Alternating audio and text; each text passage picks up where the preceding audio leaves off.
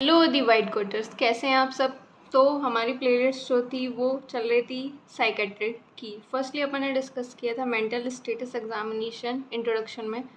Next इस class में हम डिस्कस करेंगे मिनी मेंटल स्टेटस एग्जामिनेशन क्या होता है और फॉल्स्टीन टेस्ट। तो चलिए स्टार्ट करते हैं। मिनी मेंटल स्टेटस एग्जामिनेशन क्या होता है। ये एक कॉग्निटिव टेस्ट होता है जो यूज़ करते हैं स्क्रीनिंग करने के लिए प्रेजेंस ऑफ कॉग्निटिव इम्पेयरमेंट। ठीक है, मेमोरी अगर प्रॉब्लम है या फिर मेंटल हेल्थ डिसऑर्डर्स से सफ़र कर रहा है पेशेंट तो यूज़ करते हैं। ये कॉमनली यूज़ किए जाता है medicine and allied health to screen for dementia. मतलब कोई भी हेल्थ डिसऑर्डर्स से रिलेटेड अगर प्रॉब्लम्स हैं तो उसके लिए यूज़ करते हैं mini mental status examination. Components of mini mental status examination are, क्या क्या कंपोनेंट्स होते हैं, क्या क्या हम इसमें असेस करते हैं। ओरिएंटेशन चेक करते हैं पेशेंट का अवेयर है या नहीं अपने जो प्रेजेंट इन्वायरमेंट से, टाइम प्लेस डेट इन्वायरमेंट से ओरिएंट है या नहीं। रजिस्ट्रेशन, ठीक है, बेसिक जो उसकी नीड्स वाली चीज़ें हैं, जो बेसिक जो उसको डेली लाइफ में ज़रूरत पड़ती है वो उससे अवेयर है या नहीं। अटेंशन है या नहीं, कोई भी क्वेश्चन करते हैं तो प्रॉपर आंसर करता है कि नहीं करता। कैलकुलेशन, ठीक है, अगर कैलकुलेट जैसे न्यूमेरिकल्स अपन देते हैं उसको प्लस माइनस कैलकुलेशन आता है कि नहीं। रिकॉल कर सकता है कोई भी चीज़ अगर प्रीवियसली हुई है जैसे 5-10 मिनट पहले या फिर आधे घंटे पहले, तो उसको रिकॉल करने की कैपेसिटी है या नहीं। लैंग्वेज, प्रॉपर मतलब बोल पाता है कि नहीं, स्पीच डिसऑर्डर तो नहीं है, और कोपिंग एबिलिटी है कि नहीं है। देखते हैं रजिस्ट्रेशन क्या होता है। ये एक पेशेंट एबिलिटी होती है रिपीट करने की short list of prompt usually common objective. ठीक है, कुछ ऐसी चीज़ें जिनमें उसको इंटरेस्ट होता है तो अगर अपन उसको बोलेंगे रिपीट करने के लिए तो वो रिपीट करता है। जैसे एग्जांपल देखते हैं, ग्लास, बॉटल, मोबाइल, और न्यूमेरिकल बोल सकते हैं 1 2 3। ये वर्ड्स जो है वो रिपीट करेगा। ठीक है, उसके अकॉर्डिंग अपन उसको स्कोर देंगे रिपीटिशन का, ये है कि नहीं। जो मिनी मेंटल स्टेटस एग्जामिनेशन होता है उसमें स्कोर 30 होता है total. Then any score of 24 और more indicate a normal cognition. अगर 24 है या उससे ज़्यादा है तो नॉर्मल है, कॉग्निशन कोई इम्पेयरमेंट नहीं है। और अगर 10 से 18 है पॉइंट और माइल्ड है तो माइल्ड हो गया। ठीक है, अगर 10 से 18 है और 19 से 23 पॉइंट है इट मीन्स कॉग्निटिव इम्पेयरमेंट है।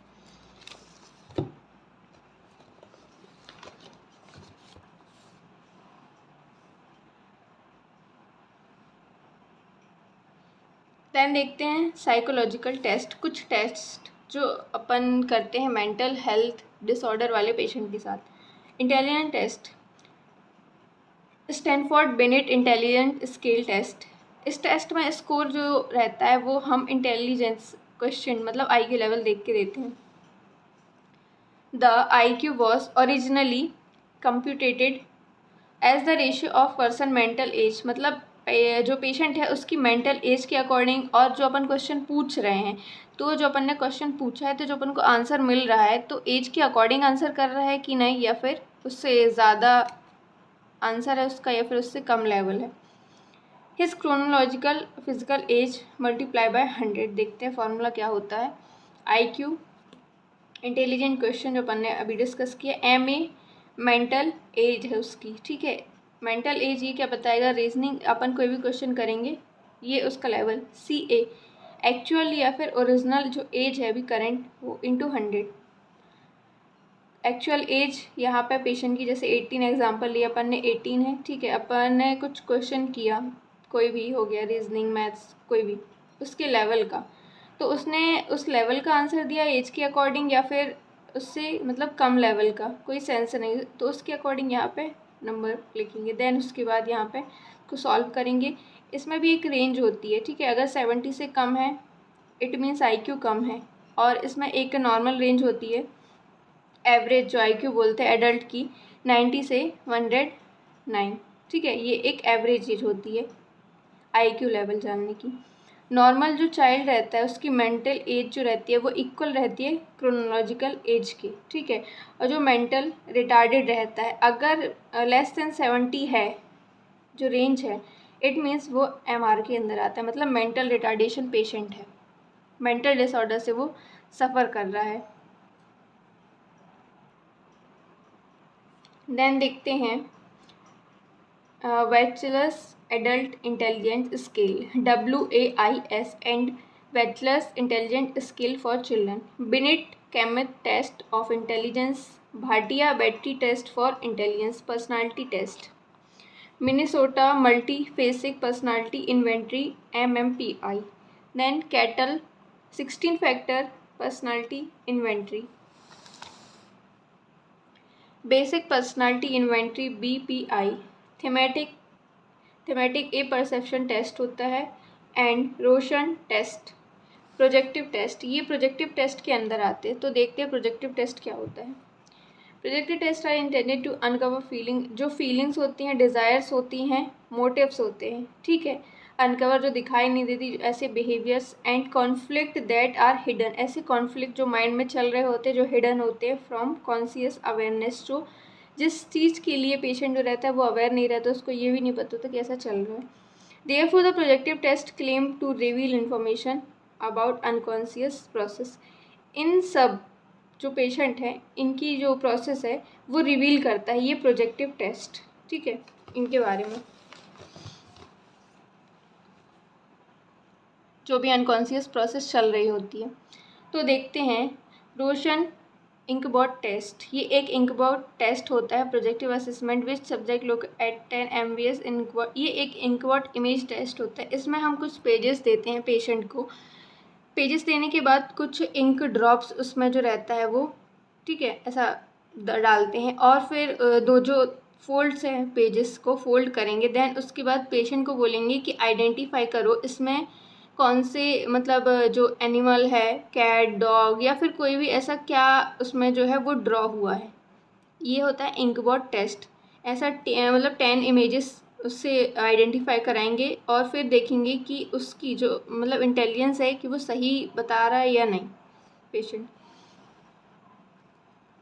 देन आता है thematic apperception test, projective psychological test 31 pictures. इसमें पेशेंट जो रहेगा उसको 31 पिक्चर्स कार्ड्स देंगे, ठीक है।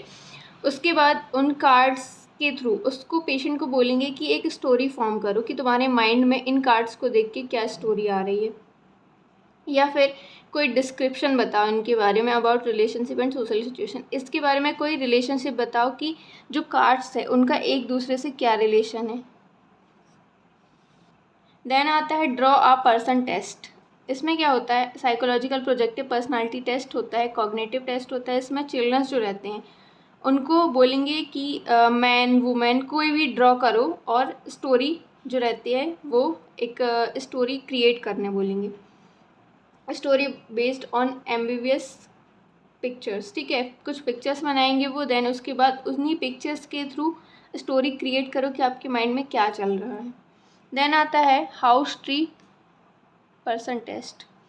ये एक प्रोजेक्टिव टेस्ट होता है जिसमें हाउस ट्री और पर्सन को ड्रॉ करता है पेशेंट सेल्फ, खुद से ही।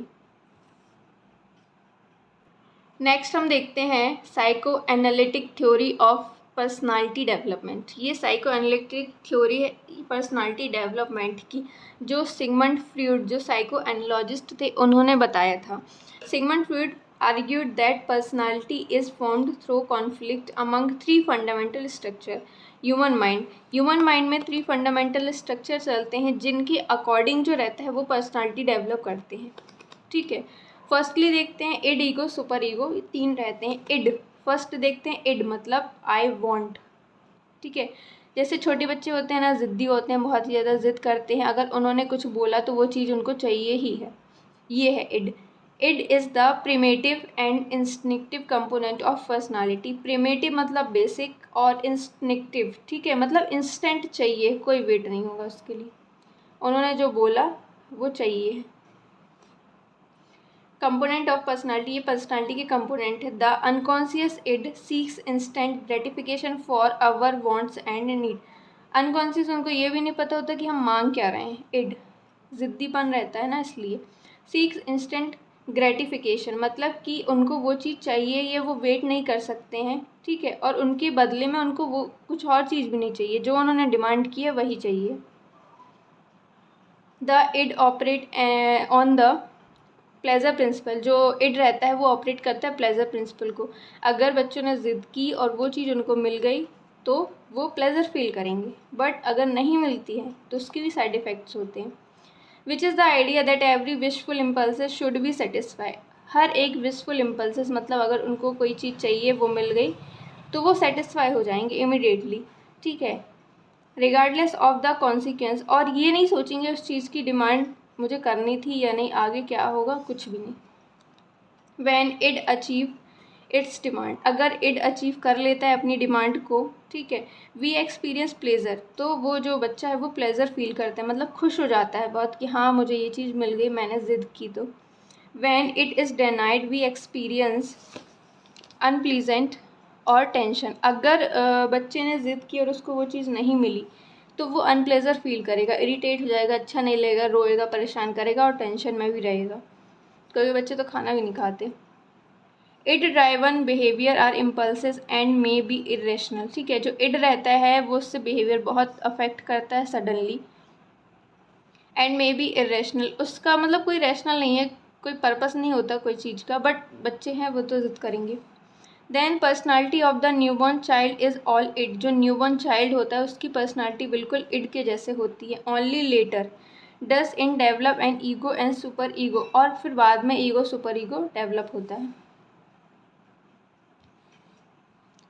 देन आगे देखते हैं ego, conscious self.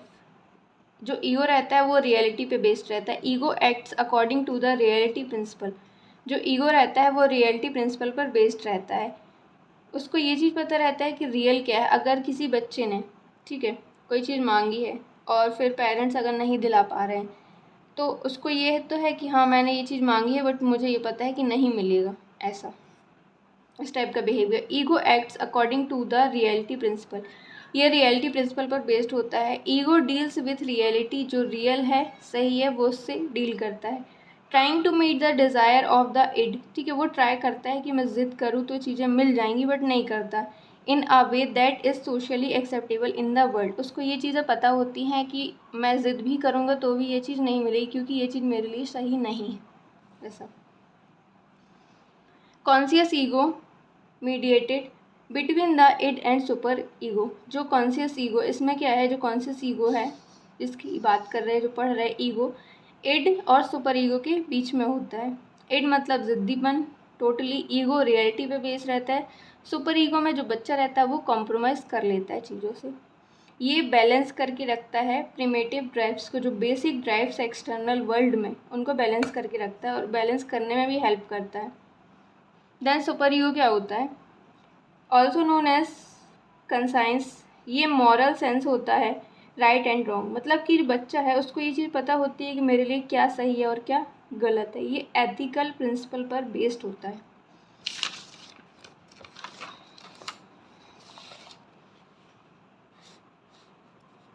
Super ego is the ethical component of the personality, ये एथिकल कंपोनेंट है पर्सनालिटी का एंड प्रोवाइड करता है moral standard by which the ego operates, इसमें जो ईगो रहता है रियलिटी उसको ऑपरेट करता है।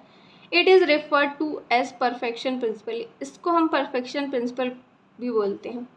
सुपर ईगो जो रहता है इनकॉर्पोरेट द वैल्यूज़, उसको उसकी वैल्यूज़ लिमिटेशंस पता होती हैं एंड मॉरल्स ऑफ सोसाइटी कि सही है कि नहीं, अपने आसपास एनवायरनमेंट के लिए भी, जो सराउंडिंग लोग रह रहे हैं उसके लिए भी और मेरे लिए भी, which are learned from one's parents and others, ठीक है, जो सीखता है पेरेंट्स से भी सीखता है और अपने आसपास जो लोग रह रहे हैं सोसाइटी में उनसे भी सीखता है।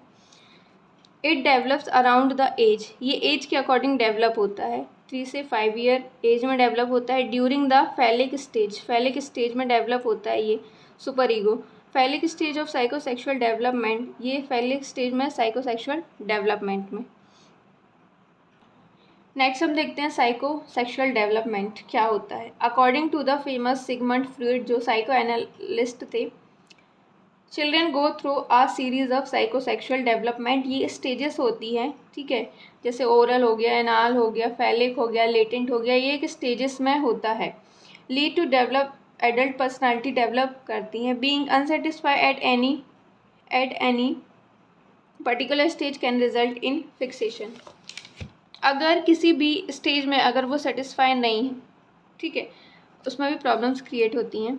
On the other hand being satisfy can result in healthy person, अगर वो सेटिस्फाई है अपनी एज के अकॉर्डिंग, जो भी नीड्स हैं वो फुलफिल हो रहे हैं, तो वो एक हेल्दी ह्यूमन है, हेल्दी पर्सनालिटी है। देन देखते हैं फ्रूट साइको सेक्शुअल स्टेजेस क्या होती हैं डेवलपमेंट की। सबसे पहले आती है ओरल स्टेज। इसमें 0 से 1.5 ईयर, मतलब कि जो न्यूबॉर्न रहता है तब से लेकर 1.5 साल तक, ये ओरल स्टेज होती है। इसमें जो इन्फेंट होता है, प्राइमरी सोर्स होता है इंट्रैक्शन, वो प्राइमरी सोर्स है इंट्रैक्शन का, वो प्राइमरली इंट्रैक्ट होता है अकर थ्रू द माउथ। ठीक है, जो न्यूबॉर्न होता है उसको तो फीडिंग ही चाहिए, वो फीडिंग से ही सेटिस्फाई हो जाता है। सो द रूटिंग और sucking reflex is specially important. इस स्टेज में, ओरल स्टेज में जो रहता है वो सकिंग और रूटिंग रिफ्लेक्स इंपॉर्टेंट होता है। Children drive pleasure from oral activity के लिए उसको जो रहती है ना ड्राइव होती है, like sucking and testing. It dominant, उसका ज़िद्दीपन क्या होता है, feeding, sucking, because neither the ego nor the super ego is yet fully develop, क्योंकि जो ये ओरल स्टेज है, इस स्टेज में ना तो सुपर ईगो ना ही ईगो डेवलप हो पाता है। इस स्टेज में सिर्फ इड जो रहता है वो स्टार्ट होता है डेवलप होना। एग्जाम्पल ऑफ अनसक्सेसफुल टास्क, अगर ये जो ओरल स्टेज अगर उसको फीडिंग नहीं मिली, ठीक है, तो उसमें क्या चीज़ें आगे हो सकती हैं कॉम्प्लिकेशन। जो बच्चा रहेगा वो स्मोक कर सकता है आगे जाके, अल्कोहलिज्म, नेल बाइटिंग कर सकता है, ठीक है, नाखून काटना, ड्रग एडिक्शन, ड्रग से एडिक्टेड हो सकता है, ओबेसिटी हो सकती है, ठीक है, डिफ़िकल्टी ट्रस्टिंग एक्सेट्रा, मतलब वो ईजिली किसी पर ट्रस्ट नहीं करेगा, उसको बहुत प्रॉब्लम होगी ट्रस्ट करने में। नेक्स्ट है एनल स्टेज। ये 1.5 ईयर से 3 ईयर तक रहता है। ड्यूरिंग दिस एनल स्टेज में क्या होता है, चाइल्ड जो रहता है primarily concern are with the process of, इसमें मेनली ब्लैडर और बवल मूवमेंट पर फोकस किया जाता है। टॉयलेट ट्रेनिंग प्रोवाइड की जाती है। Toilet training is the child की, इसमें चाइल्ड की जो मेनली की क्या रहती है, टॉयलेट ट्रेनिंग। एनल स्टेज में एक्सपीरियंस करता है, टॉयलेट ट्रेनिंग उनको प्रोवाइड करनी पड़ती है। अगर इसमें अनसक्सेसफुल हुए इस एनल स्टेज में, तो क्या चीज़ें कॉम्प्लिकेशन करती है, कॉन्स्टिपेशन होगा, ठीक है, आगे डाइजेशन प्रॉब्लम होगी, परफेक्शनिज्म, ठीक है, परफेक्शनिज्म नहीं होगी किसी भी चीज़ में। Then obsessive compulsive disorder create होगा। ऑब्सेसिव कंपल्सिव डिसऑर्डर OCD, ये एक रिपीटेटिव एक्टिविटी होती है, जो पर्सन होता है या फिर इंडिविजुअल होता है वो रिपीटेटिव एक्टिविटी करता है, कोई भी रिपीटेटिव एक्टिविटी। नेक्स्ट देखते हैं फैलिक स्टेज। फैलिक स्टेज 3 से 6 ईयर तक रहती है, प्री स्कूलर स्टेज है। इस फैलिक स्टेज में प्राइमरी फोकस किस पे रहता है, libido is on the genitals, ठीक है, उनको अपनी जेनाइटल्स पर ज़्यादा इंटरेस्ट रहता है, ठीक है, और जो अपोजिट जेंडर्स पे भी इन लोग ज़्यादा इंटरेक्ट होते हैं। इस स्टेज में childrens also being to discover the differentiate between male. इस स्टेज में जो फैलिक स्टेज होती है, जो मेल और फीमेल चाइल्ड रहते हैं वो आइडेंटिफाई कर सकते हैं जेंडर्स को, ठीक है, या फिर ऐसा बोल सकते हैं कि वो डिफरेंशिएट कर सकते हैं मेल और फीमेल। देन नेक्स्ट देखते हैं ओडिपस कॉम्प्लेक्स क्या होता है, इसी के अंदर आता है। ओडिपस कॉम्प्लेक्स जो रहता है इसमें डिस्क्राइब होता है जो बॉयज़ रहते हैं, ठीक है, जो मेल चाइल्ड रहते हैं उनका अट्रैक्शन होता है मदर से, और सेंस रिवेलरी विद फादर, और फादर से वो लोग दूर रहते हैं, कोई इंटरेस्ट नहीं उनको। सेम ऐसे ही इलेक्ट्रा कॉम्प्लेक्स जो रहता है, जो गर्ल चाइल्ड रहती है वो फादर से इंटरेक्ट होती है और मदर से डिस्ट्रैक्ट होती है, दूर रहती है, ठीक है, कोई इंटरेस्ट नहीं। एग्जाम्पल ऑफ अनसक्सेसफुल टास्क, अगर इसमें सक्सेसफुल नहीं हुए तो क्या कॉम्प्लिकेशन होते हैं, होमोसेक्सुअलिटी, ठीक है, same gender interaction, transsexuality, other gender, sexuality occur when the together identify is opposite to the sex, मतलब अदर जेंडर फीलिंग आने लगती है। जो चाइल्ड जैसे मेल है तो उसके अंदर फीमेल्स की कैटेगरीज वाली फीलिंग आएगी, और जो फीमेल्स है उसके अंदर मेल्स की फीलिंग्स आएंगी। सेक्सुअल आइडेंटिटी प्रॉब्लम्स होती है, इसमें सेक्सुअल आइडेंटिफाई नहीं कर सकते हैं जो भी जेंडर होते हैं वो। लेटेंसी स्टेज क्या होती है, ये स्टेज जो रहती है 6 ईयर से 12 ईयर तक रहती है, स्कूल गोइंग रहती है, ये अंटिल प्यूबर्टी तक रहती है। जो लेटेंट पीरियड होता है, time of exploration in which the sexual energy repressed और डोमिनेंट, इसमें जो सेक्सुअल एनर्जी कैपेसिटी वो सप्रेस हो जाती है और डोमिनेंट हो जाती है, कभी कभी मतलब इंटरेस्ट नहीं रहता, बिल्कुल टोटली रिमूव हो जाना। इस स्टेज में इम्पॉर्टेंट क्या रहता है, development of social and communication skill. Mainly children जो रहते हैं इस स्टेज में फोकस करते हैं सोशल और कम्युनिकेशन स्किल्स पे और सेल्फ कॉन्फिडेंस पे। Then no interaction, no attraction between boys and girls, कोई अट्रैक्शन नहीं होता, अपोजिट जेंडर पे भी कोई अट्रैक्शन नहीं। Children spend more time and interact mostly with the same sex person, ठीक है, सेम सेक्स पर्सन और पीयर्स। इसमें क्या होता है, ये 6 से 12 ईयर जो प्यूबर्टी वाली एज रहती है, जो चाइल्ड्स रहते हैं वो अपने ही सेम जेंडर के साथ ज़्यादा मतलब टाइम स्पेंड करते हैं। Then example of unsuccessful task, अगर जो टास्क है अगर सक्सेसफुल नहीं हुआ तो क्या हो सकता है, कॉम्प्लिकेशन क्या आती है, इनएबिलिटी टू कंसेप्चुलाइज, उनका कॉन्सेप्ट क्लियर नहीं होगा, ना ही एबिलिटी रहेगी कोई भी कॉन्सेप्ट क्लियर करने की। Lake of motivation in school, school time पे उनको मोटिवेशन ही नहीं रहेगा कोई चीज़ करने की, पढ़ाई की, कुछ भी नहीं। नेक्स्ट देखते हैं genital stage, puberty to death, ठीक है, प्यूबर्टी से डेथ तक। ड्यूरिंग दिस स्टेज, ये फाइनल स्टेज होती है जिसमें साइकोसेक्सुअल डेवलपमेंट होता है। इंडिविजुअल जो रहते हैं वो डेवलप करते हैं strong sexual interaction with opposite sex, मतलब कि जो अपोजिट जेंडर होते हैं उन पर ज़्यादा उनको इंटरेस्ट रहता है, मेल का फीमेल, फीमेल का मेल, ऐसा। Unlike the many of the earlier stage of development, ये अर्लियर स्टेज होती है डेवलपमेंट की। फ्रूड जो थे साइको एनालिस्ट, इन्होंने बिलीव बताया था that the ego and super ego were fully formed. इस स्टेज में सुपर ईगो और ईगो जो रहते हैं फुली फॉर्म हो जाता है, फंक्शनिंग एट द पॉइंट, इस पॉइंट पे जो रहते हैं वो फंक्शन करने लगते हैं। पहले जो सुपर ईगो और ईगो था वो डेवलप हुआ था, इस टाइम पे क्या हो रहा है, अप्लाई कर रहे हैं बिहेवियर पे अपनी। Then example of unsuccessful task, अगर सक्सेसफुल नहीं हुए इस टास्क में, अनसक्सेसफुल हुए तो क्या कॉम्प्लीशन आएंगे, इम्पोर्टेंस, ठीक है, कोई फीलिंग नहीं रहेगी, ठीक है, opposite sexual interaction, no feeling of intercourse, premature ejaculation, proper ejaculation नहीं होगा, मतलब इंटरेस्ट ही नहीं रहेंगे जो मेल और फीमेल पार्टनर्स हैं वो। अनसेटिस्फैक्ट्री रिलेशनशिप, वो सेटिस्फाई नहीं रहेंगे अपने रिलेशनशिप से, ठीक है, बहुत इरिटेट हो जाएंगे। आर फ्रिजिडिटी, फ्रिजिडिटी अनसेटिस्फैक्शन ऑफ सेक्स, मतलब अपने सेक्सुअल इंटरकोर्स में वो सेटिस्फाई भी नहीं रहेंगे। Inability of a women to attain organ during sexual intercourse, जो वुमेन रहेगी, फीमेल रहेगी, वो मतलब सर्टेनली क्या करती है, वो जो उसकी फीलिंग्स रहती हैं, जो अपोजिट जेंडर होता है उसमें, वो जो अपनी फीलिंग है वो शेयर ही नहीं कर पाएगी, ना ही अपने जो मतलब प्राइवेट पार्ट्स रहते हैं वो शेयर करना, ये टोटली मतलब डिस्ट्रैक्ट हो जाएगी इन चीज़ों से। इट मीन्स जो इंटरकोर्स है उसमें इन्वॉल्व ही नहीं होना, अनसेटिस्फाइड रिलेशनशिप रहेगा। तो ये साइकेट्री की क्लास आज यहाँ पे ख़त्म होती है। नेक्स्ट क्लास में हम कुछ थ्योरीज़ हैं वो डिस्कस करेंगे।